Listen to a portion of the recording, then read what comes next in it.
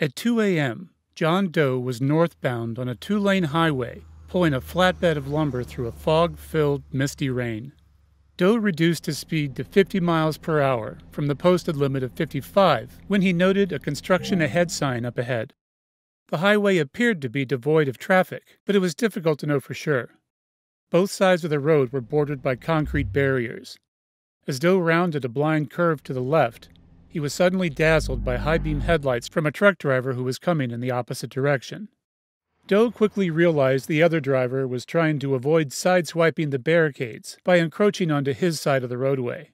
Panic stopping would cause a jackknife, Doe thought, so he moved to the right onto a narrow shoulder to avoid a collision.